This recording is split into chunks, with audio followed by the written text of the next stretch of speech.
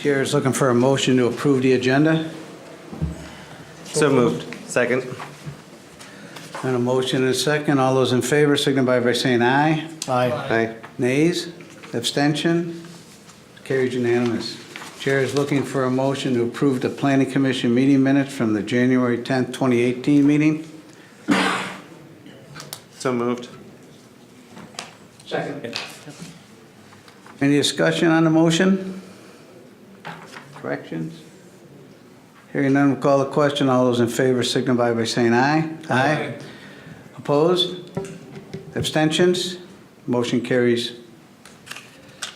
Tonight we're here for a conditional use permit amendment application for Lakes Area Language Academy, Lila, the Headwater Campus, 19850 Fenway Avenue. This is a public hearing to consider the CUP amendment. So the way this will work this evening is that the city will present the application as they know it. We will then, the commission will then ask the city any questions they need for clarification. We will then ask the applicant if they would like to make a presentation or say anything. We may have questions for them, and then after that, we will host a public hearing part of it, and I'll give a little more insight on what's going to happen when that part comes. So for now, since we don't, this is the only item I assume you're all here for, we'll let you know when it's your turn to participate. So Donovan, you're presenting? Yes, sir. Mr. Chairman, I'm going to be presenting for Lila, so I'm going to recuse myself from, Very good. so I won't be voting on the motion. So Thank you, Dennis. You can stay there if you want, Mike. Really, can I get some video, please?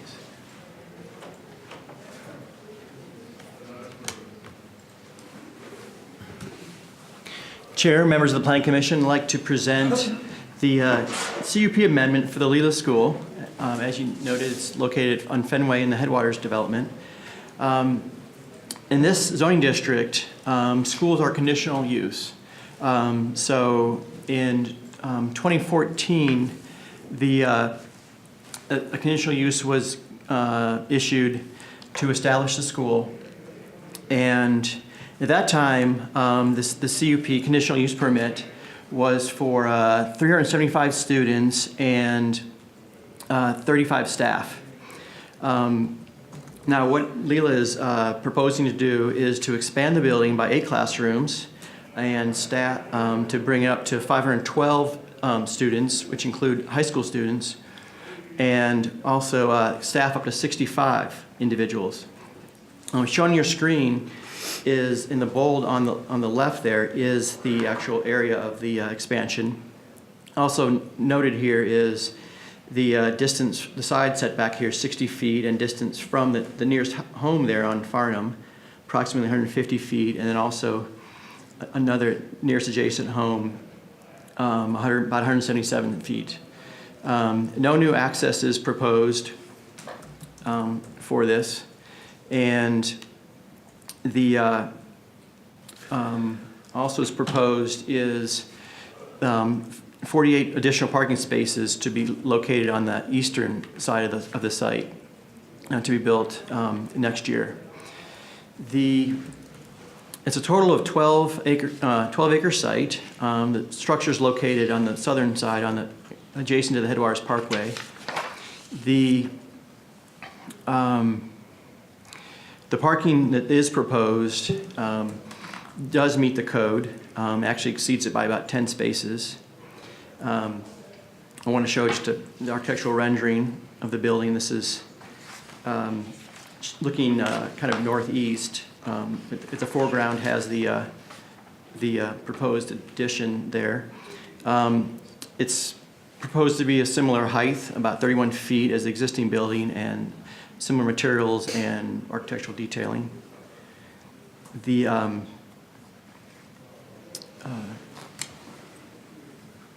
Just quickly, a floor plan gives you some idea of how it's a 2-story addition, 4 classrooms each floor, and then here provide a little more detail for the landscaping. It's going to be some foundation plantings, mixture both deciduous and coniferous shrubs. And a neighborhood meeting was held at the Lila School on January 10th, and residents, some residents, nearby neighbors attended the meeting, and they raised concerns about increased traffic and the effect it'll have on the condition of the road, some privacy issues about children already cutting through neighboring properties. And also, as part of your, I printed out packets that are from part of the CUP narrative there, which no new information that wasn't contained in the staff memo, but it does provide some additional detail. And the city engineer provided a comment letter that discusses essentially the permitting requirements, and also notes that the existing stormwater pond on the northeast corner of that site can accommodate the increased capacity of this impervious surface, and the watershed district might require some more on-site treatment, but that's to be decided. And at this point, the staff recommendation is to approve the CUP amendment to allow for a school population of 512 students, 65 staff members, and a total of 28 classrooms, and that the parking spaces shall be built before the 2019-2020 school year. And any additional alterations of the site or facility would require another CUP amendment, and that the existing CUP conditions remain in effect, except as they've been amended with this CUP amendment. Those existing CUP conditions relate to the primary hours of operation, which is 7 to 3. The parking must be accommodated on site. The driveway on Forest Parkway is for delivery vehicles. And at this point, I'd like to be happy to take any questions from the Planning Commission about the application.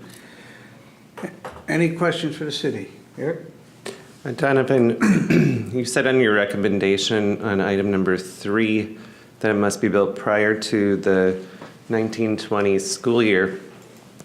Knowing a school year typically goes from July 1 to June 30th on the official school year, is that your intention, or is your intention prior to the start of the regular school year that would likely be in September? That's information coming from the narrative submitted, and I believe that refers to prior, prior to the August, start 2019 start of the school year. Maybe the applicant can clarify that. September? Yeah. Okay. Other questions? Mike? So their intention is to remove the K through 5 and move them over here to the campus on 11th and just have 6 through 12 at the new campus? That's my understanding, yes. Okay. Any other questions? Hearing none for now, would the applicant like to say a few words?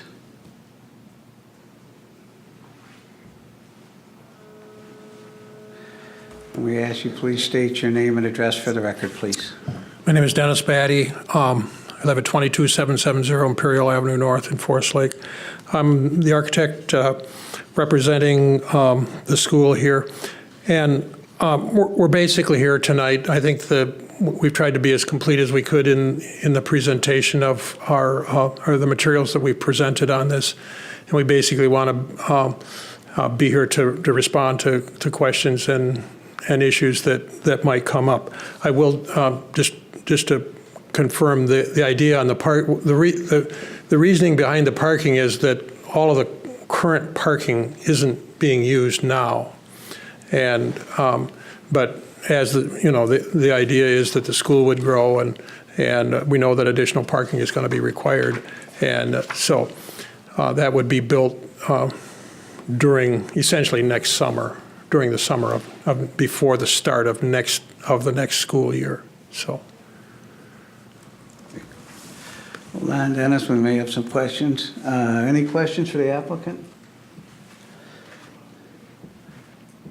Dennis, I have one question. Can you cover traffic flow in and out of this school, please? There's no arrows on your drawing, so.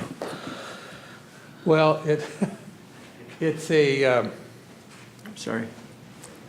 I should have thought to do that, but basically what you do is coming off of Fenway, you have to come on to Headwaters Parkway, and then you have to make a right-hand turn onto that next street there. I should know it by heart by now. Farnham. And you make a right-hand turn, and then you see that there is a driveway kind of about in the middle of the parking lot there, and that's where the automobile traffic enters and exits the site. There's about 120 parking places in that parking lot right there. There is also,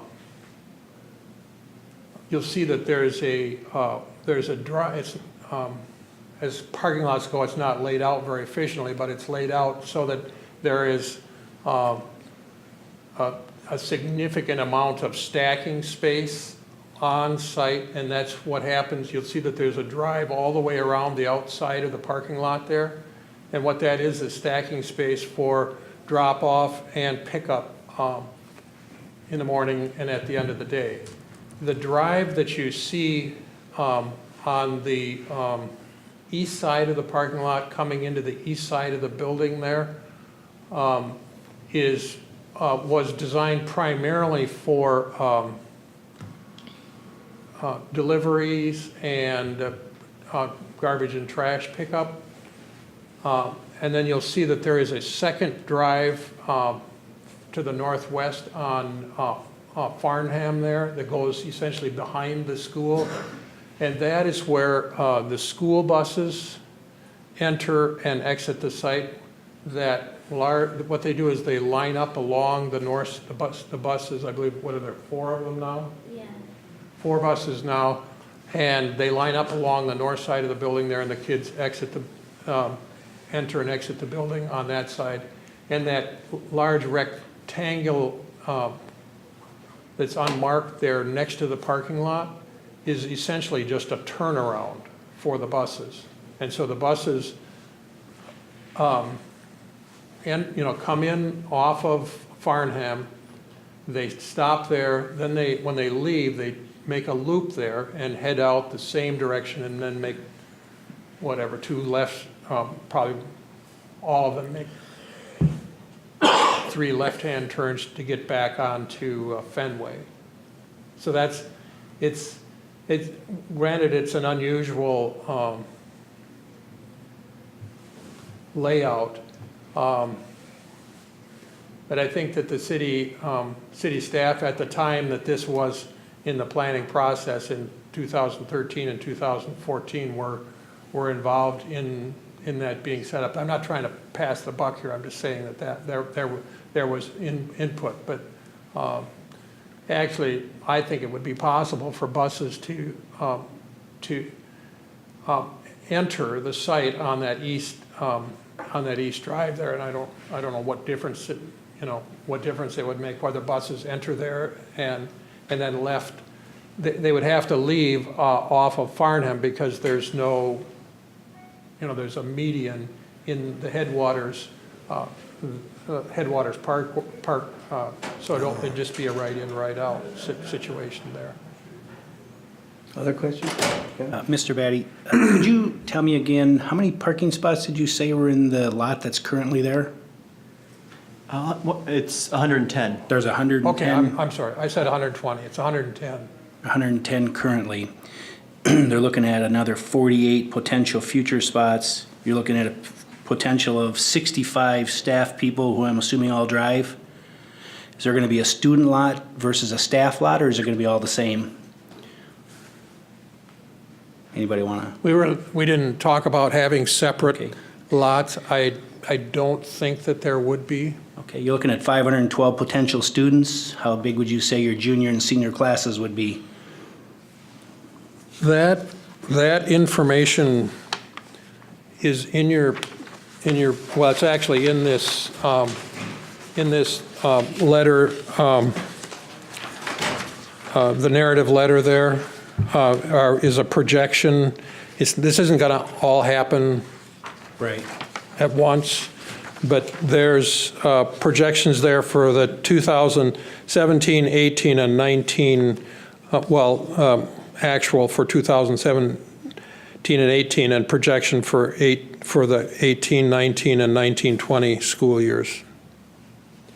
So, And will students be issued parking permits, or anybody that wants to drive can drive, and once they're eligible, or do you know how that's going to work?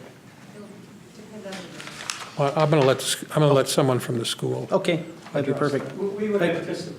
Please come up. Thank you.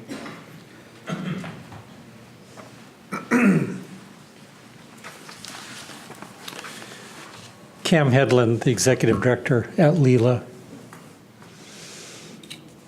Okay. And we would anticipate permits when it was more than, right now there's 5 juniors and 5 seniors. But as that number gets to, 30 to 40, we would certainly issue permits and regulate it and know who's coming and going, and make sure that we have control of that. And my only concern was, do we have enough parking? That's what I was getting at here. Yeah, and we certainly would add more if it seems to be more. Those are good questions. We're not sure what those classes will, how fast they will grow or what the need will be. We've got a couple other pieces that our PTO has raised enough money to create an outdoor classroom someplace. And so as we place that and do some other landscaping pieces, those are all considerations for the future. But what you see would probably be just fine for the next 2, 3, 4 years, I would think, in our opinion. I see on the neighborhood meeting that was held, one of the concerns was students who leave school and walk and cut through the neighborhoods going through private property. Do you have any plans to address that? Well, part of that is that there is no thoroughfare back there. They still come from the neighborhood, but there's not an actual road yet.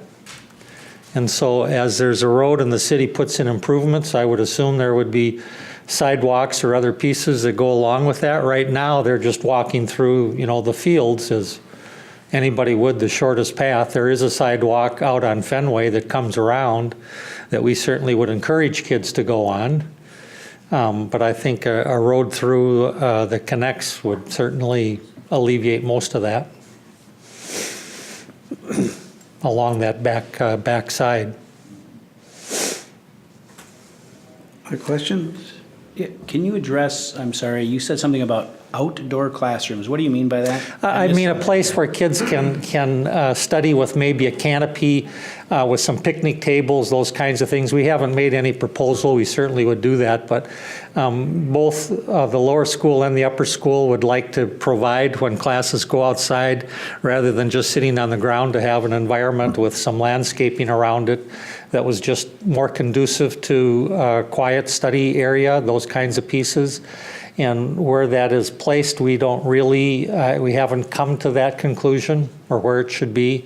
It wouldn't be any great structure. It would be just adjusting the landscaping and the pieces around that that promote kids being outside to do some of their learning. Thank you. And forgive me, I haven't been down there for a little while, but have you constructed athletic fields and places like that out in the area yet? We have fields that we use for that. We have not marked any areas or designed them specifically for baseball or football, if that's what you mean. We play soccer back there. We put up goals. There's no lines painted anywhere. And being potentially a high school, is that a consideration that there could be a potential football field or a baseball field for your senior athletics? For PE, absolutely, those kinds of pieces. If you're thinking in terms of playing games that other schools would come and play at, we at this point have not anticipate again having enough use or field or students that we could possibly do something with the city that's fields right down the street for actual games. Practice though, and those kinds of things, there's certainly enough space. It would be the actual competition that becomes a little different issue. And certainly right now, we play a lot of our games away for that reason. Thank you. Mike? The future parking lot and that driveway that goes around the building, does that have curbing and goes into storm sewers? Or is that it just drains off into the field? No, it'll be designed.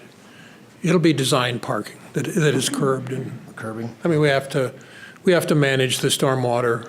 Well, I just looked, because I didn't see anything anywhere. No, we didn't. When it's the civil engineer, a representative of the civil engineer is here tonight. We have talked to both Brian Goodman, the city engineer, on this, and I think if you read through his conditions there, you'll see that we have to satisfy the watershed district, and but we have been proactive in doing that, and have talked to the watershed district, and even with what we're proposing here, there's not what I'll term a full-blown watershed process that we have to go through because of the capacity that's already been built into this site with the existing storm retention system that's already in place. Okay, thank you.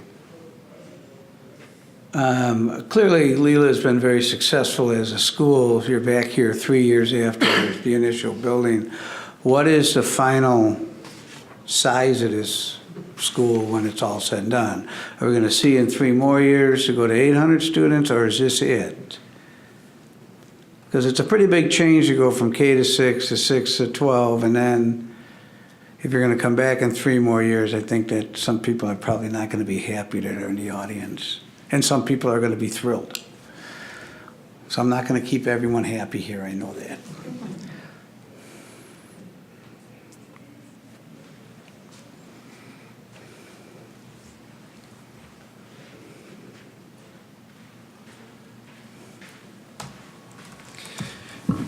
It's a little bit hard to anticipate demand, but we're here because people like us and want a school that provides the activities that we provide.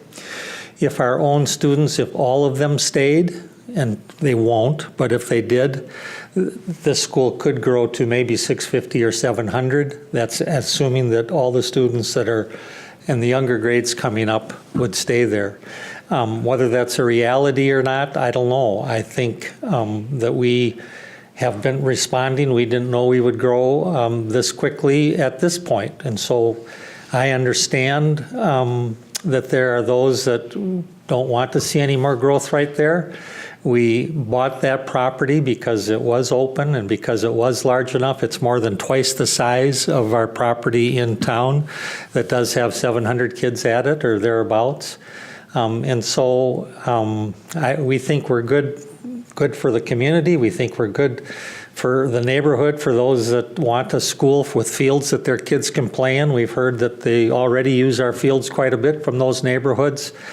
So it's one of those pieces that you're right, not everyone's going to be happy. We don't know what it's going to grow to. We would not grow larger than that.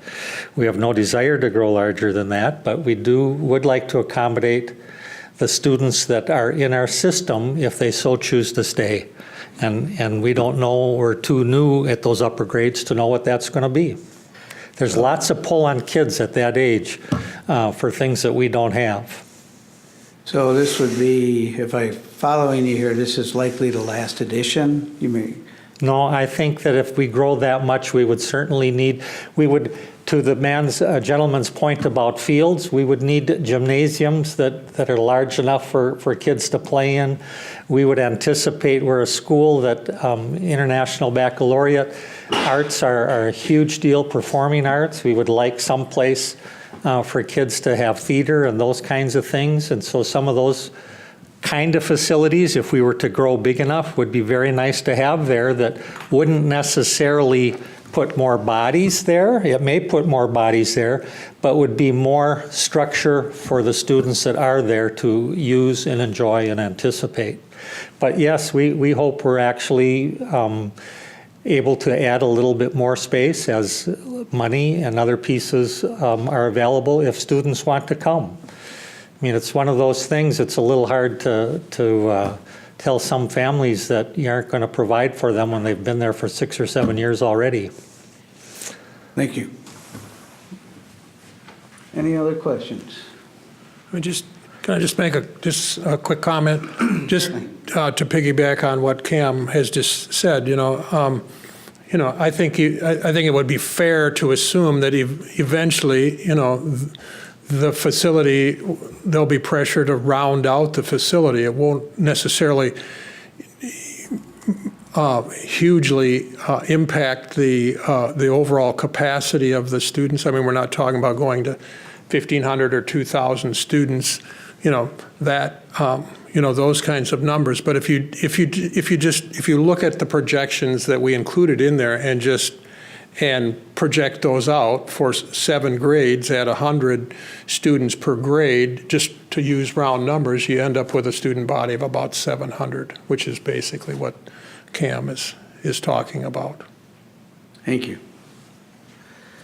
Okay, we've come to the public hearing part. The way the public hearing works is that we ask that if you'd like to speak to this application, you come up to the lectern, state your name and address for the record, spend a couple minutes giving us your thoughts on this project.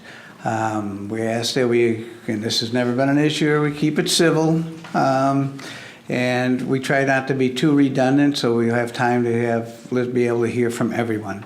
So with that, we'll formally open the public hearing. Does anyone wish to speak to this issue?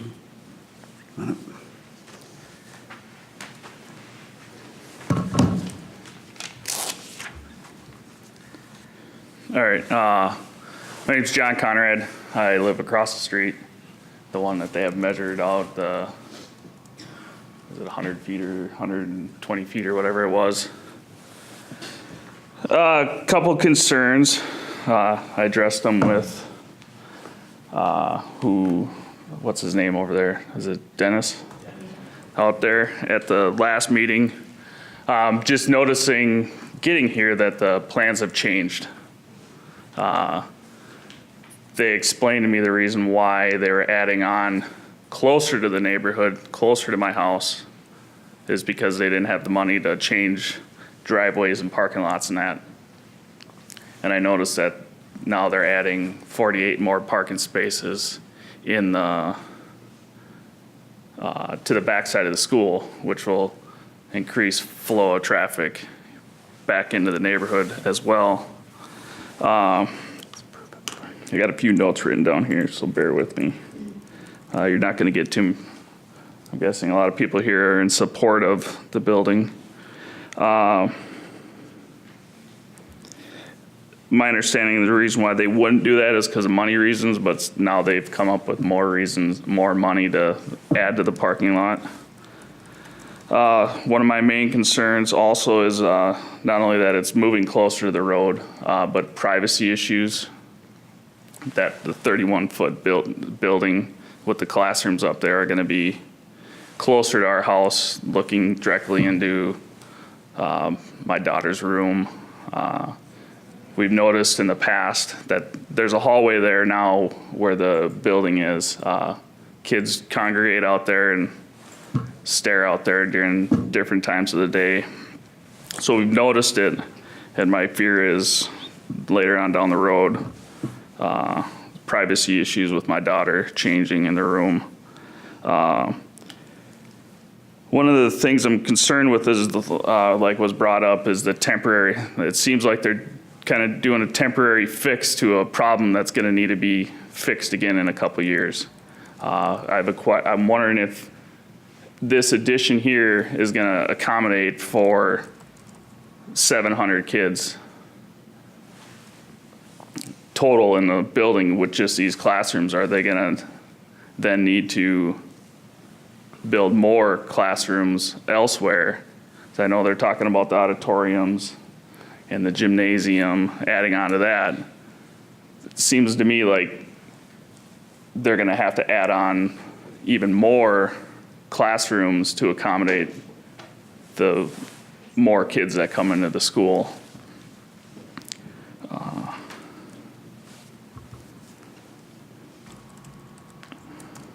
And I think that they should actually come up with an actual plan.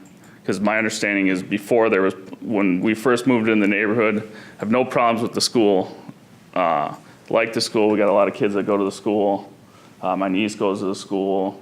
Our neighbors' kids go to school, Kale over here, and it sounds like you guys might be going to the school too. That's not my issue. I have no issues with the school for the most part. It's just the overall design of what they're doing. It just seems like they were planning on building another high school building, an actual separate building, but I was told that for cost reasons right now, they're just doing this temporary fix with the plans in the future of building another building there for the high school like what was originally planned, which apparently didn't come up tonight, that they're actually planning on building another building like originally they were planning on doing. This is just a temporary fix.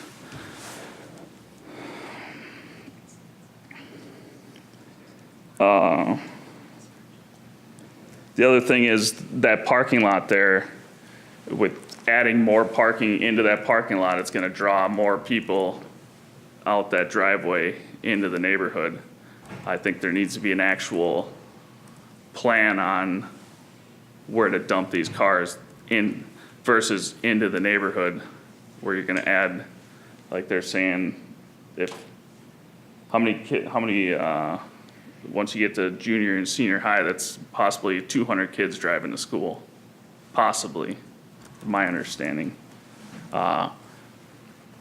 Which there's already the middle school parents dropping off, and then you're gonna add the high school kids coming in, and they're gonna be dumping into the neighborhood in the two different directions. And I don't think that it should be dumping into the neighborhood versus having the traffic exit out onto Fenway. I know that there are concerns before. The reason why there wasn't traffic going out onto Fenway is because of safety concerns, but now there's sidewalks. There's the roundabout, which controls the flow of traffic there a little bit better.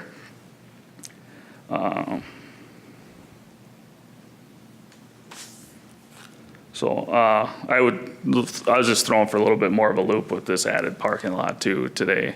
And like I said, I'm not opposed to Lila School. It's a good school, it's a good program.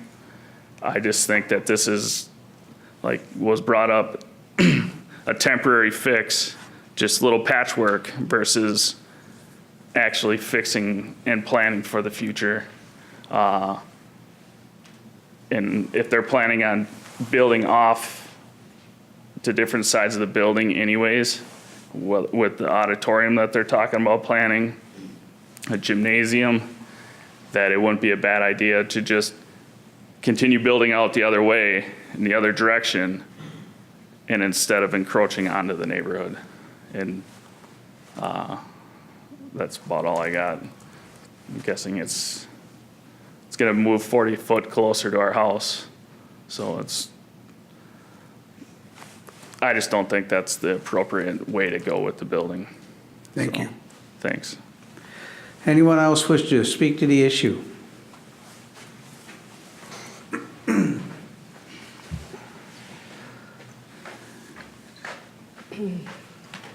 Kate Hackerman, 19814 Farnham Road. I'm the next house down. So I have some similar things, but a little bit different. My opinion on this back parking lot, huge safety concern. Currently, I don't even know if there's any student drivers, but adult drivers are having difficulty with safety exiting that building and ignoring traffic coming through. That flow of traffic is not the safest with adult drivers, just coming out one exit. So if we add that back parking lot, which right now they can't enter through that one side, so they're gonna be coming on Farnham, going in and out that same direction.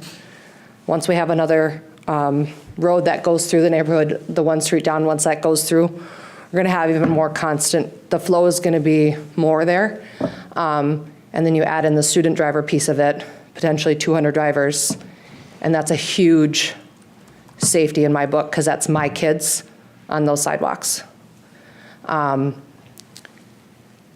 With that parking lot in the back there, if there's some way, if we can look at that median, to me, that would be an easy solution to get traffic going that direction or out to Fenway. I agree with the last comment that there are sidewalks out there, and I don't understand why we can't direct this flow out onto Fenway. That's a huge influx in cars right there. And I also think it's it is a quick Band-Aid on this structure that is gonna expand. You know, there's gonna be, I think it's practical that there's gonna be a lot more kids there, and they're gonna, that temporary fix coming closer to my house in the end. I don't understand why we can't look at that back parking lot and redesign it so that there's more structure back that way, and figure out the design of that parking lot, because I understand the gentleman was saying that he wasn't a part of that discussion as to how that was originally designed, but it's a poor design, and there's already issues with it, so I don't know if we can put the brakes on it for a second and rethink about those things, because safety is huge with that piece of it. Yeah, and that, again, I was surprised by that parking lot as well, because that was not discussed, and that's a lot more cars coming through in a different direction when there's already an issue with just that one entrance right now. So, thank you. Thank you. Anyone else wish to address the issue?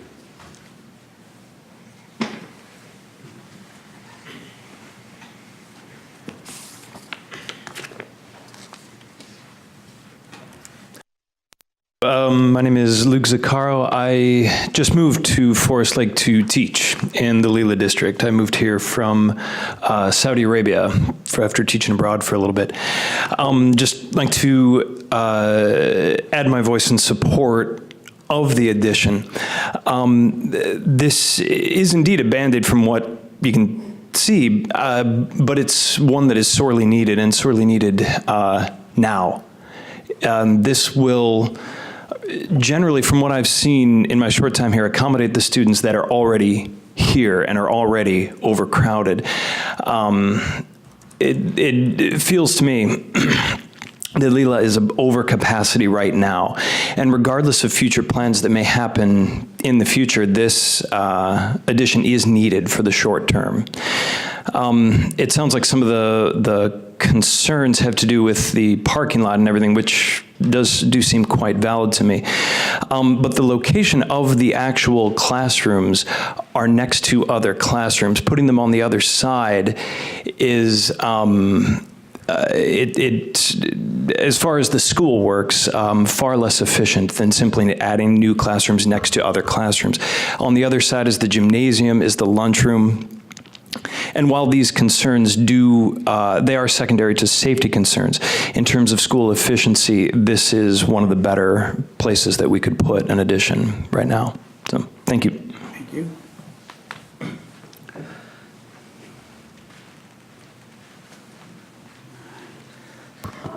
Hi, my name is Keith Farquhar. I live at 19826 Falk Avenue. Falk is just to the west. It's not shown in that drawing. However, I'm approximately maybe a block and a half away from the school, so I'm right in the area. I have a unique perspective. All in all, coming straight out, I'd say I'm probably in favor of the addition. However, I do understand some of the concerns that I'm hearing and some of the things. I've lived in the Forest Lake School District since 2014. I was in Wyoming. I have 4 children that go to Lila. My oldest is in the 8th grade at Lila right now. And when my wife and I outgrew our house in Wyoming, we were looking at relocating. We looked at various locations, including locations outside the school district, and ultimately we chose to build inside the Forest Lake School District, and that was largely to the fact of being near Lila. And we ended up constructing a new home in that Creative Homes area just because we couldn't quite find exactly what we wanted, and the price was right, so we decided to build in that area. So from that perspective, I have 2 kids going to that school, 2 kids going to the lower campus, and the intent is that as the 2 that are in the upper campus graduates, the other 2, so I'll be part of that Lila community for a good dozen years here. That said, I do understand some of the concerns that were raised. The driveway and the parking, there's a lot of flow coming in and out, and with the cross traffic, I've experienced that too, driving through the neighborhood, so I do share that concern. And when we purchased our house, so the gentleman there talked about how they were houses number 5 and 4 as you come up on Farnham Avenue. Lot number 6 was available. I could have very easily been their neighbor. In fact, I would have paid approximately $30,000 less on my house. And we purposely, my wife and I, chose to pay $30,000 more not to have that lot. And the reason we didn't want that lot is we didn't quite have the exact same concerns. Ours was more from a visual quality perspective. We didn't want to have the school directly in front of us. And also, if there were events, we didn't want people parking right in front of us and having to worry about that. I've seen that in other schools. So for that reason, we paid more and we moved our house a little bit further away. At the same time, we are still in walking distance. The 2 oldest kids walk to school. It's a 10-minute walk at best, even with snow coming down. And we like the area that we're at, and we don't feel that our location is going to be a concern from that standpoint. When we did move in, though, we understood that it was a large lot, and we expected that there was going to be expansion to the school, so it doesn't surprise us. We didn't know exactly what the expansion was, and when we moved in, we knew the school was there first, and there was lots of room in the area. So I'll wrap up so other people can say now, all in all, I do understand some of the concerns, and I also shared some of them and did not put my house right in front of the school for some of these reasons. However, I am in favor of the school, and from a capacity standpoint, the school does need to grow. Next year, there's going to be a large number of kids coming in just from the growth standpoint, and they're pretty much at capacity right now. And I've seen it because my kids are there in the 6th and the 8th grade. Some of the struggles that the school has right now, they are having a very challenging time operating and fitting all the kids inside there. And something does need to address as we go into the next year, because I can't see how they could expand any further without additional class space to get that school to function. So thank you.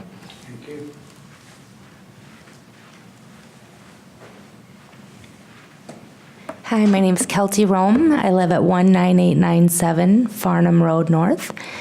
We live just about 2 houses, I guess, to the northwest from the rendering here, probably 500 feet from the school. And I'm sorry, this is my son Kale, a student at Lila. He wanted to join me tonight. We actually moved to the neighborhood because of Lila. Lila was, we'd kind of monitored the area for a couple years, and, as Lila was being built, we thought, wow, what a great opportunity for our kids to be close to the school. Our boys, we have 2 boys, they've grown up through the Lila school system, and throughout the years, capacity has always been an issue. In the lower school, the school's done a phenomenal job of being creative and strategic in finding other space for the students to be. They've utilized additional real estate across the school and office space that has become vacant. In the upper school, that hasn't been an option because, of the open land. There are no other buildings out there to expand. And the school is in desperate need of expansion so that they can continue growing and continue providing phenomenal education to our students. Fortunately, we're not in the same situation as our friends John and Katie, who live, just outside of the parking entrance. And I can see where that traffic, as we're thinking forward, into the future, would be a concern. During construction over the summer, when the roundabout was built, we all noticed increased traffic through the neighborhood when cars thought there was an outlet. So, it was a struggle. And I think, I agree that as we think into the future and potential future expansions, we should consider the traffic flow. However, at this time, for this particular project and expanding 8 classrooms, I don't foresee a large disruption to traffic as it is planned here. And we think the expansion's a really great idea. Kale, do you have anything to say? Yeah. I just want to say that I love Lila, and I want them to expand and build on because it needs it. Thank you. Thank you. Thank you. Thank you.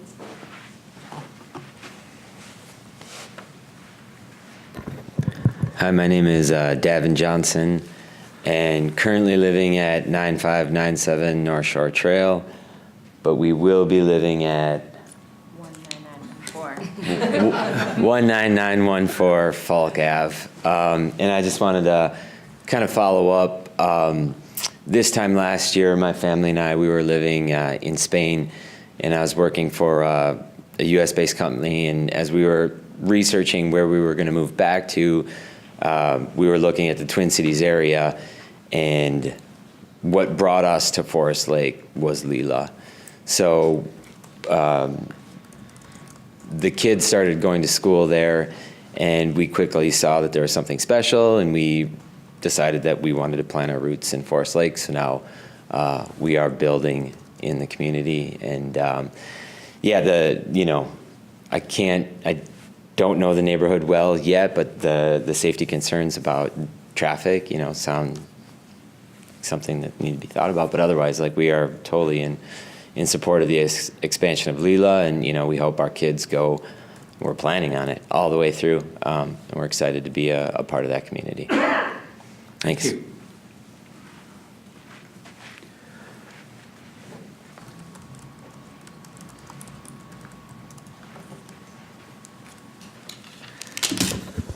Good evening.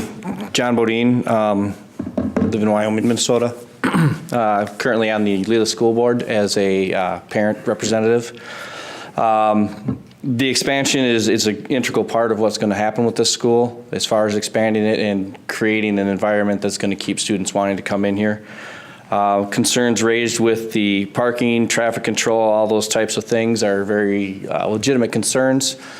I look at the Forest Lake High School. I believe there's 1,000 students that could drive there, but they don't have 1,000 parking spaces, so they do a lottery. Students that get the lottery are very, there's controls that happen. If you screw around, if you do things improper with the police that are out there, you lose your permit. Those types of things can be put in place. We've got examples with the high school. The concern of 200 students being able to drive, there's only 168 parking spots. 65 of them have to be used by staff. So there would be a lottery. There would be a lesser amount of students than the 200. And I think when you get to the point where we're going to have that amount of students coming in here, as a school board, we're going to look at safety concerns. Are we going to have a guard at there, watching for traffic control, those types of things?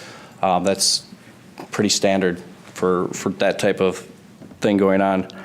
And as far as expansion goes, if we could have the crystal ball and look and see exactly how many students would be there, we could tell you exactly what the expansion would look like.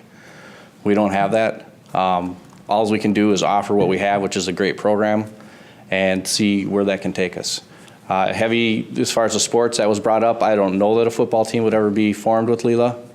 I don't know that that's a direction the school would want to go, but there may be other things, lacrosse, who knows, that could happen. But there's plenty of fields around there with Fenway fields and different things that can be looked at for rental or use in that type of way. So I think the expansion should go forward. I appreciate the concerns of the neighborhood that lives around there. I know several of the schools in Forest Lake were built specifically as community schools. The old high school, which is now Century, built right in the middle of the community, and that was intentional so that they could have the walk traffic and that type of thing. So it's kind of an old school approach to build a neighborhood around a school, but it's an approach that I appreciate. So thank you.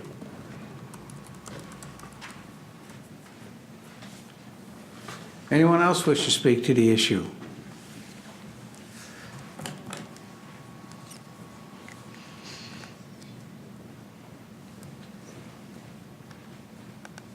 Hi, my name is Jeannie Callahan. I live in 5389 199th Street North, which is the original Headwaters development.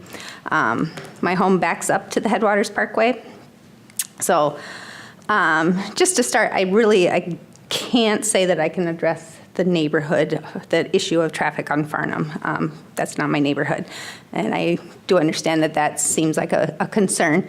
I wanted to comment that our neighborhood, there was some concern when the high school was being built there, like what's going to happen. We heard projections of traffic flow on Headwaters Parkway and Fenway. The addition of that roundabout has been a miraculous solution to that. It's just, I'll watch out my window sometimes and it seems like an orchestrated dance as the cars flow through and in and out of the school. And just as an aside, my son is currently, he went to school at Lila up till 6th grade. At that time, they didn't have the option of the high school, so we went into the traditional high school here. I think we would have made an alternate choice if that was an option. But what he tells me from the high school in Forest Lake, and I've seen it because I've tried to pick him up, if you don't get out of the school, and he will literally run out of school to beat the buses out. Otherwise, they're trapped in the parking lot for 20 to 25 minutes waiting for the buses. So I feel like this is a better solution than some alternatives that are available other places. So it gets to be almost a safety concern because those kids are racing to get out of the parking lot over there. So the fact that they have a separate bus exit here, I think it's a better plan than other options. But let's see. I also wanted to just kind of commend Lila on their reputation. I don't think that's been questioned much here tonight, but I have friends and coworkers from different communities, and they have commented that they've asked me my opinion on my experience, and they have said they're basically biding their time because they didn't get their kids in kindergarten or whatever, so you can't start in the program till 6th grade when it's not full immersion anymore. So they're just waiting until they can get into Lila at 6th grade.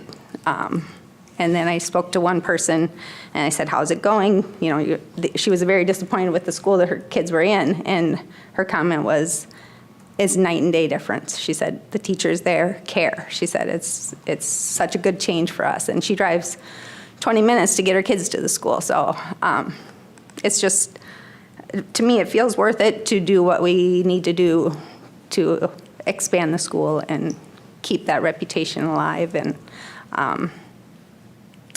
just have it as a benefit to our community. So. Thank you. Yeah. Am I able to speak one more time? Sure. You're the public here too.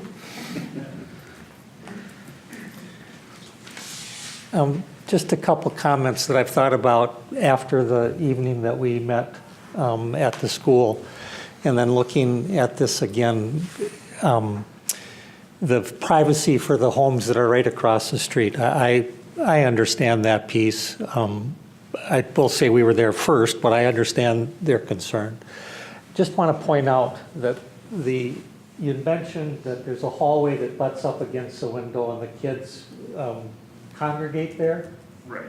With the addition, there'll be no hallways there. There'll be classrooms. Kids sitting there. Kids sitting and staring. Well, yes and no. You've got a teacher that's monitoring that, and if you're sitting, you aren't looking downward. So they would have to be standing and milling by the window. And I think that's something we can control much easier than a hallway where they're gathering. I'm not saying it's perfect. I'm saying I think it should get better, not worse, for that particular piece.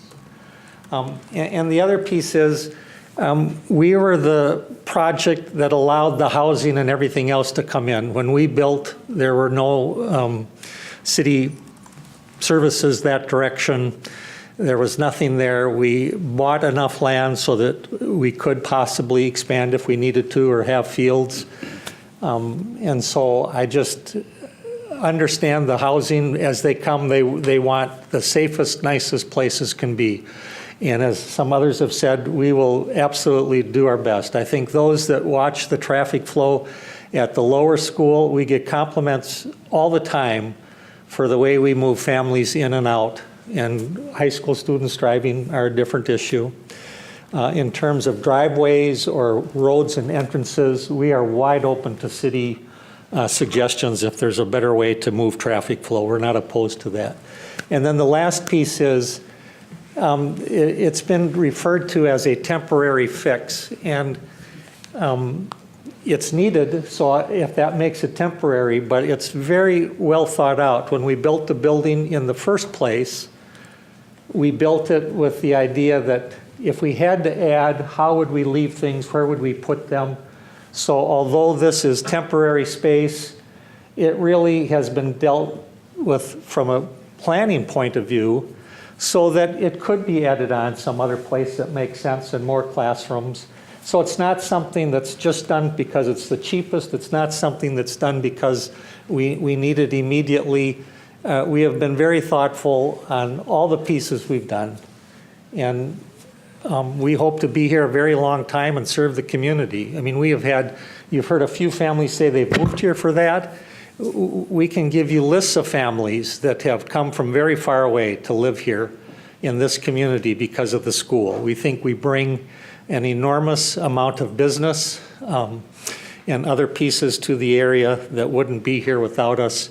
And without allowing our families to move up through the school, really will make us have to do something else, look someplace else, we need a place to grow. And the city will have to decide if this is as good as any. Thank you. So the comment about they thought ahead, they planned ahead, this was a part of their plan in the future, is basically a lie, in my opinion. I was told and I was shown when we first moved in, and they agreed that the plan was to build another building for the high school. That's what I was told at the meeting that was brought up before the change of the parking lot and all that stuff was added in. This is, and they also told us the reason why they're doing it this way versus the other way, like they originally planned, is strictly because this is cheaper. So that's what you guys told, that's what we were told at the meeting, that this was done because it's cheaper, not because it was thought out and planned this way, because it's cheaper.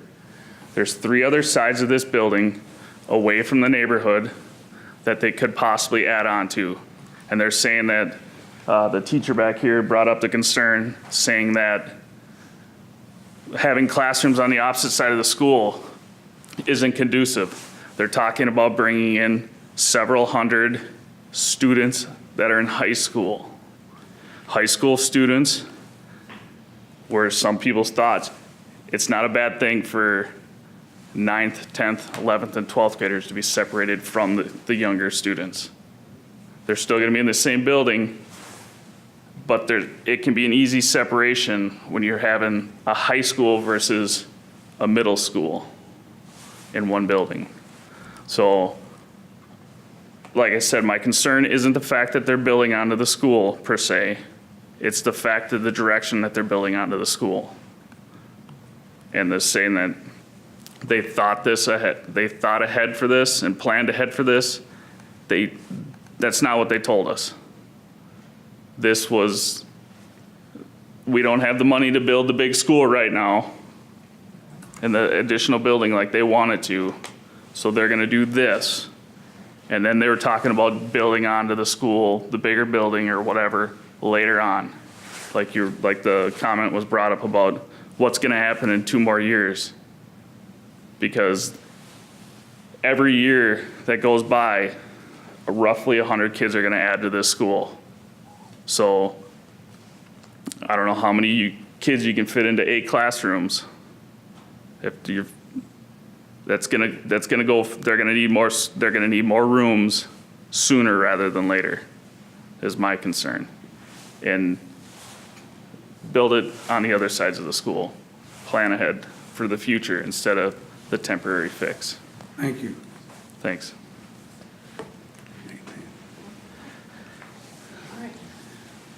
Big table. Hi, I'm Melissa Lafayette. This is my son, Evan Lafayette. Wasn't going to speak, but I felt like I should. I'm in full support of the school. going through. We lived in Stacy, Minnesota, and then we moved to Forest Lake to move closer to Lila. And I happen to work there now. And it's such a great place to work for. And he just started 6th grade, and he walks actually from, so we live at 20421 Everton Trail North. So we live kind of by Quick Trip. So he actually walks to school, and he doesn't cut through I don't know who the cutting through, but he walks around. Right? And he loves the independence, and we just loved that we knew that Lila was going through with the approval of the school going through there. So that was one of the reasons we moved there. For the expansion to go through, we're told full support of it. So, do you have anything to say? Well, when I do walk, I go. There's 2 houses. Like, there's a sidewalk and a road over there. So then there's 2 houses right next to it. I see some people cutting through there, but there's a sidewalk that goes all the way around, and then you can cut through the Lila, like, to get into the basketball area, which is right next to the school. So I just go through there when I walk. Thank you. So, thanks.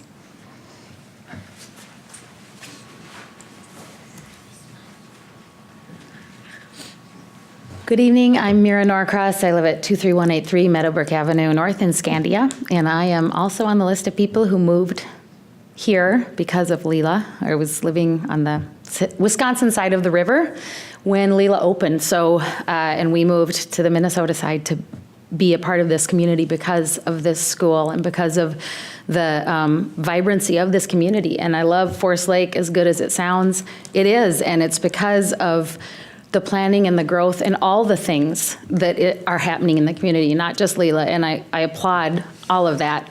I've been very involved in the school since the very first year, and so I just wanted to add a little bit of perspective. I wasn't at the meeting in January, so I don't know what was said, but I can absolutely assure everyone here that the planning is not haphazard or temporary. I've been on the school board off and on for quite a few years, and that addition was thought of as a pipe dream or, wow, what if we grew that much when we were building this school, that then, yeah, there would be the potential, because we're absolutely being respectful of the setback. We're not asking for any leeway in what is legally the setback for the school, but we can fit more classrooms and we can educate more kids, and there's so much enthusiasm for this school. I mean, it's great. And, Forest Lake in general, our high school is getting better and better too. Everything in this community is growing, and I think the kids are where the growth should be, because that's our future. And I think that guy's probably going to be sitting in one of your chairs someday, the one who both of them that came up here and talked, because that takes a lot of courage at that age. But this is nothing haphazard or temporary. This has been in the plans, and yes, you know what?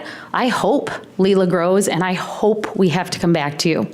And I'm sorry that this is the way charter school funding works, and this is the way we have to do it. It's true that adding classrooms where there are already classrooms simply makes sense. It's like making an addition in any building kind of scenario. But God willing, we will have too many students, and we will have to come back to you, and we will have to come up with a safe, appropriate, well-thought-out plan for how we can accommodate more kids, because we want to educate as many kids as want to come to us. That's not true. We have limits. We have class size caps. Shannon, don't stand up. But you know what I'm saying. We'd love to build a whole big high school right now for just the high school kids, but we have 10. So we can't build a whole big high school for a high school right now because we don't have the students. But when we have the students, we may have to have the problem of figuring out how to house them and how to do it in a way, and maybe there will have to be changes to roads in the future. But for right now, I think this is a completely appropriate way. I drive in and out of that school at least twice a day, and I go in and out of that entrance. And then I pick up for sports later, and I go into the back areas. So I'm well aware of how to turn in and how to work around. And, you know, it is not a very common thing. Both campuses, there is the superintendent of the school and the principal standing out there greeting kids, helping kids getting out of the cars at both places. Now, the high schoolers don't want help, but they're still there greeting them and saying hello and watching. And in the beginning of the school year, they're standing by the entrance directing cars. I mean, they're very concerned with safety. And, you know, we built the crosswalk at the lower school. We're very open to and always looking for ways to be a good part of the community and a safe part of the community. But this right now is going to make it possible for our kids not to be crammed into classrooms and to be able to actually be comfortable while they learn. So, thank you. Thank you.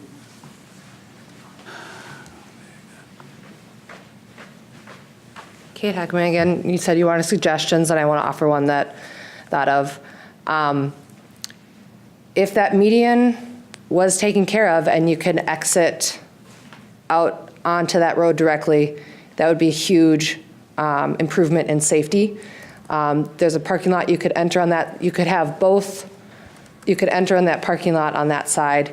It's something to think about. I understand that we want that there's this huge, that they're out there greeting that. My daughter does go to that school, but I'm telling you, with the little amount of traffic that's there now, I get hit. I've multiple times had to slam on my brake because people are not watching as I'm coming that direction because they're only thinking about the school traffic, and that's adults. So there is a lack of attention on that road from other traffic coming that direction. So now once we add a road that goes through, that's going to be worse. And so this parking lot situation, I think, needs to be thought of a little bit more. It was added since the last meeting. So right now, there's not a ton of cars that are going on that back side.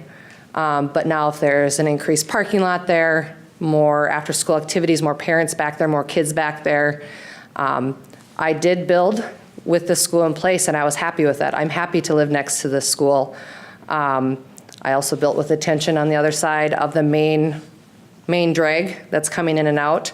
But now if we're adding a parking lot on that back side, that's going to affect my house more drastically and the kids that are walking in that neighborhood. So I just think we need to sit and look at those plans a little bit clearer and maybe get some input on the people that live in the neighborhood that understand the flow that's going on in that area and see if there's a better alternative. If we're going to spend the money to build that parking lot right now, maybe we do it right instead of just slapping a parking lot and not thinking about those other factors in there. So, and I will also attest to, I know we built next to the school, but I was also presented with futuristic plans the other way, never with the intention to come closer this direction. So that's, I'm happy with expanding. I have a 7th grader there. I'm very happy with the school. I'm happy to be living close, but it's just those little safety things that are now becoming bigger issue. They're going to be a bigger issue. So. Thank you. Anyone else wish to address the issue or the application this evening? Sir? Add one more briefly. Good evening. My name is Dwayne Green. I'm a parent of a 4th grader and a 6th grader. So my 6th grader does go to Headwaters, and I am one of those families as well that I was in St. Paul and I moved to the community. I live in Wyoming, Minnesota, and we moved up here. One of the reasons was because of the school. So my oldest has been going for 7 years now through kindergarten, and it's an amazing school. I want to be respectful for the comments that were, the concerns and comments were raised. We just went through a planning process in Wyoming, so some of us were very happy with that development, some of us weren't. So I certainly can, empathize with what you're talking about. I'm also the school board chair.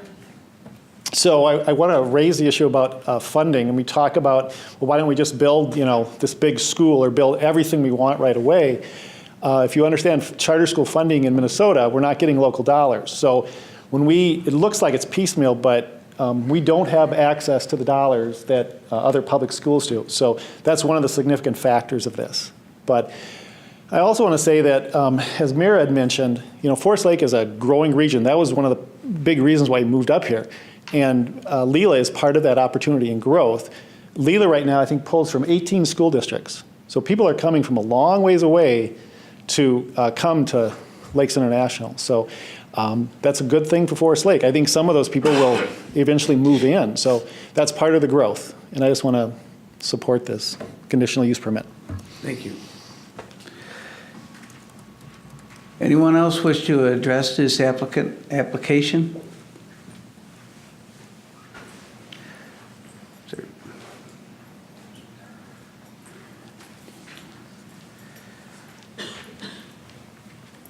Good evening. My name is Ken Schuster. I live at 685 4th Street Southwest, just a few blocks from here. I want to speak really briefly in favor of the change of the permit. So I work at Lila as a teacher, if you couldn't guess. I work as the orchestra teacher, and I've been teaching there for 1.5 years now. So kind of the nature of being a music teacher is that I don't have a full student load. So I move around the building a lot. I also work as a supervisor during lunchtime, an after-school activity supervisor. I teach orchestra lessons at the lower school here, so I transport back and forth during the day. And I also drive the school bus after school. So a lot of different things, a lot of different hats, but I'm going to wear the orchestra teacher hat here for a second. I teach in 4 different classrooms. I actually teach in Mr. Zuccaro's classroom there. And I carry a lot of different keys. This year at Lila, I think you might be able to back me up. Every single classroom is full every single period of the day. And as a wonderful problem that is, next year we're planning on moving up over 100 kids from 5th grade into 6th grade. And I don't know what classrooms those kids are going to go in.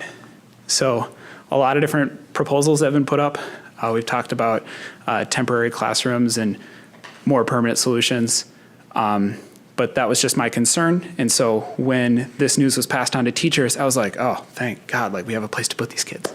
So that's why I wanted to speak in favor of the motion. Thank you. Anyone else wish to speak? I'll ask for the last time, does anyone else wish to address the commission this evening? See no one come forward, we will close the public hearing and bring it back to the Planning Commission for a decision. Commissioners? Eric? Mr. Chair, Commissioners, I attended the public meeting, the neighborhood meeting that Lila sponsored. They had quite a few big printed maps up of the building.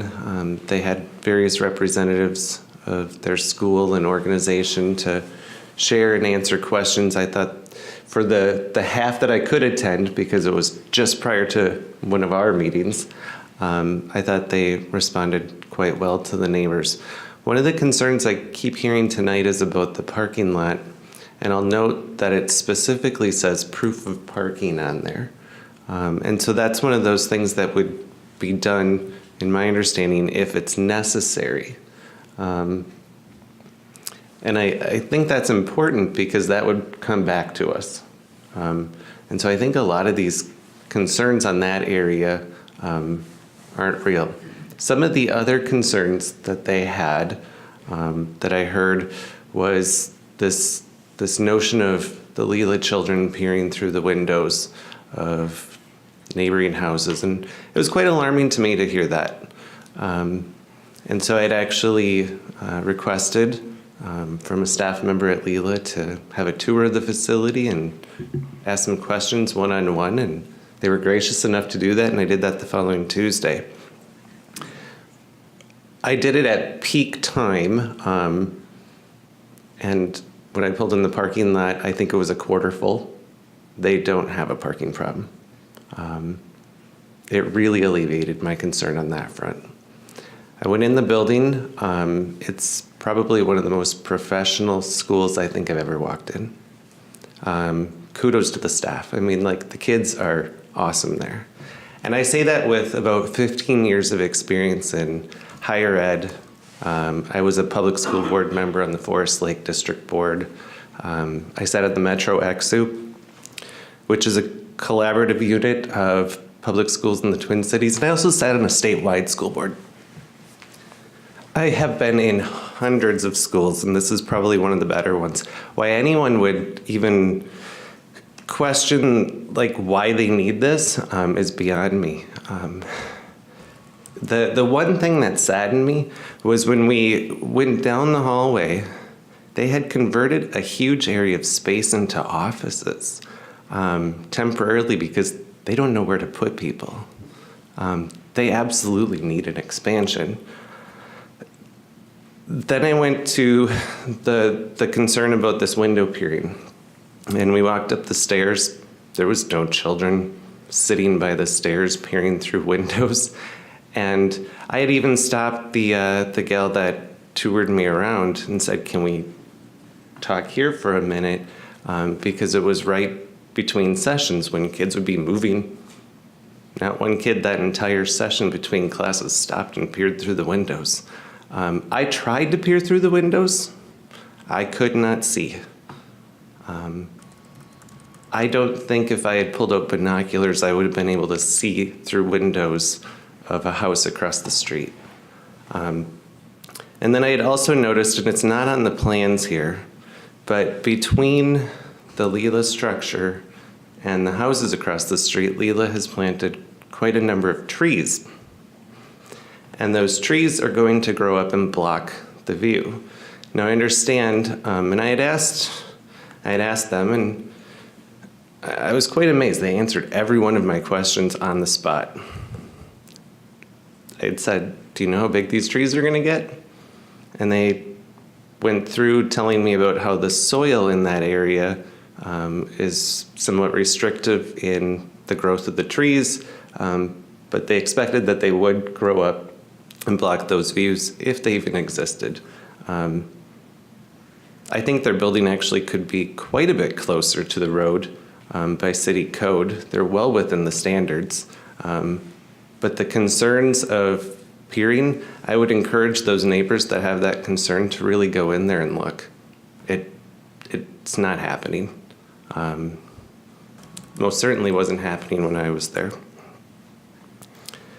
I heard some comments about 700 kids in this building. The proposal that we have in front of us has a max out of 512, 200 less than the exaggeration that was met. There was several comments that this parking lot, this proof of parking piece is new. Lila had that on the maps the day that I was there.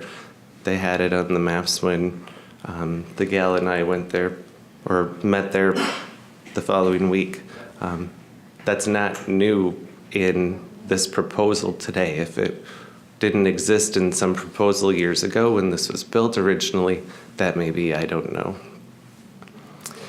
There was some traffic concerns, and I guess I would refer to Donovan, but my suspicion is that Fenway Avenue and most certainly Headwaters Parkway is very capable of an enormous amount of traffic well beyond its use today. And although I can appreciate having a backyard that looks into open fields and nature, and for those unaware, I live with a lake and wetlands in my backyard, and I specifically bought it because I didn't want other houses in a school or an asphalt plant or whatever else built behind my house. And so I specifically bought property in a home where I've lived for about 20 years where I have that. I'll break the news to any neighbors. That Headwaters area is going to develop a whole lot more than you see there today. And it's not just Lila. That has been the plans for a long, long time. I just don't see a traffic issue created from this school or this expansion, or quite frankly, another expansion they might bring back in a year, 2 years, 5 years, or 10 years. I just don't see it. The one traffic piece that could be fixed addresses some of the cutting through, and that pertains, I'm going to have to look at the map here. It's called Farnham Avenue North, and it's kind of the north leg of it. It doesn't seem to connect to the neighborhood beyond that. And my understanding is when that development is completed, that street would go through, the sidewalks would go through, this whole neighborhood would make a lot more sense, and kids aren't going to cut through there. So I think the long-term piece there is more on the way to the development finishing than it is the school in that instance. So I guess those are my comments. The one thing I would note is, when we move, and I'll assume that we're going to move forward with this because there's really no reason not to,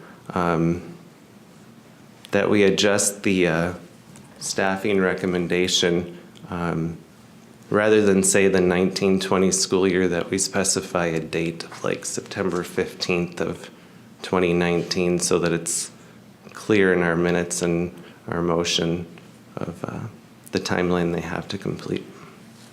Thank you. Other comments? Mike? Yeah, I agree with Eric on a few of his points there. I know that as the streets are connected through that area, as the developments get larger, that will solve a lot of the problems because the traffic won't be going out in front of the same homes every day. It's going to branch out.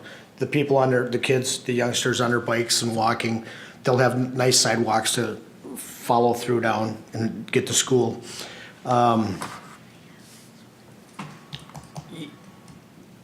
I do have a question for the school, and that is, I see your building to the west. Is there a reason why they can't pull that up and go, so you're building north? I understand there's probably windows there now, but is it just because of the hallway there that's existing there now?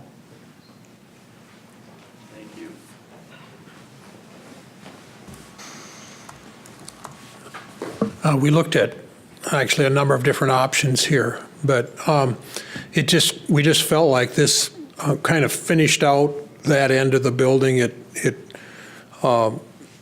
The way the building was designed, the original building was built,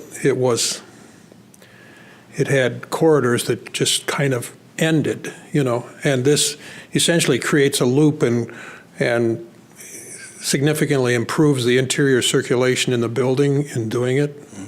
And we're, as was mentioned here earlier, we are still we're well within the limits, the setback limits. I think the actual setback there could be as close as 25 feet, and we're, I think, at least 60 feet away, say. So, but it was primarily an internal circulation matter. If you think about it, if you want to can you pull that plan back up, a floor plan? If there's classrooms that face the outside of the building, in other words, windows, the natural light coming into that north bank of classrooms, if we built along there, that would be blocked. So it just seemed like, at least for this addition here, that it made the most sense to do it for those two reasons. Okay. Donovan, what, the parking and the traffic flow has been a discussion item the last time when we originally granted this, and roundabout wasn't designed yet, so they were still debating how far up and down Fenway that was going to shift. Now that this is shifted, what is the rule for being able to enter and exit onto both Fenway and Headwaters Parkway? And if you look at that proof of parking, can we dump a exit out onto Fenway there? Granted, they got to make a right turn and go around through the roundabout, but I understand it's a well-orchestrated event from someone who spoke to alleviate some of the traffic and possibly doing in on that parking lot on Headwaters Parkway, not at all that that's built. And we know the final design now. Back when the school was built, we did not know that. Right, and actually as part of the construction of the roundabout, everything shifted eastward because of conflicts with the electrical line that was there. Now, I don't know the actual spacing requirements for that, and they're both considered collector roads, where they're meant to have fewer access points. I would like to have a conversation with Ryan, the city engineer, on what exactly is that, and is there a way to, I don't think that, I really can't predict on what that spacing is, but I know that, as you're entering into a roundabout, people start to, begin the maneuvering. You don't want to have other vehicles coming in. So I know, that creates another safety issue if you're suddenly introducing a driveway as people are approaching a roundabout. But I think it's worth having a conversation, and maybe that's, it relates more to creating one-dimensional flow, one-way flows through it to maximize that. And it does seem like separating the bus, trying to keep the bus and vehicle circulation separate is a good thing. But I'd like to get some more information from Ryan on what he would see some opportunities. There's nothing in the review letter where he suggested another access point, but it's worthy of a conversation, I think. Because this will be the last time this comes to us, correct? There won't Correct. be a site plan review, because this is essentially it at the same time, correct? Thank you. Other comments, concerns, discussion? Hearing none, the chair is looking for a motion to approve or deny this application. I'll make a motion for approval with staff recommendations and including an adjustment of recommendation number 3 to modify words 2019-2020 school year to September 15th of 2019. I would second that. We have a motion and a second. Any discussion on the motion? Any discussion? Hearing none. All those in favor signify by saying aye. Aye. Aye. Opposed? Abstentions? Motion carries. So the way this works, the Planning Commission typically is the final decision on this, but there is an appeal process because we know tonight that there will be people who will be happy and some people who probably will not be happy. The appeal process is to write a written letter to the city of Forest Lake within 7 calendar days? Yes. 7 calendar days. And then at that point, if there's an appeal presented, then it'll go before the city council and they will make the final decision.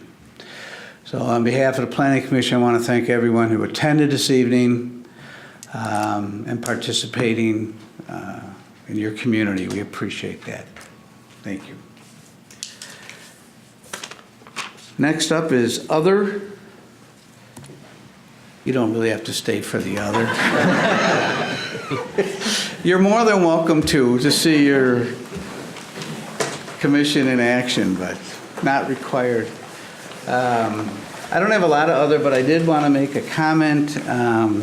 The city council, they asked the planning commission to come to their meeting, so I presented a week ago Monday, kind of on the state of the planning commission. And I voiced some of the concerns we have that we don't always feel we're close enough in or getting enough input on development. We also realize it's part of the development by who comes to us. That's who we get to deal with. They were looking to see if there's anything that they could do for us to help us out. And I said, well, I don't know right now. They also asked us to come back twice a year. We told them we'd come back as often as they'd like, so they'd like to hear from us twice a year. And they also commented on how professional and participative everyone is on the commission. So Thank you very, very much. I don't know if I missed anything on that. Mike's got 2 cents to add. I thought you did quite well at the city council meeting. Thank you for representing us that way. I would say that they also asked if there was rules or regulations that were impeding, I should say, issues, a building or anything like that. If you have recommendations, we would be glad to take them up from your recommendations. Thank you. That's all I have for other gentlemen, commissioners. Donovan? I'd like to say that we're continuing our community conversations next Tuesday night from 6 to 8 p.m. in the community room upstairs. We'll be discussing the draft housing, water resources, and community facilities chapter.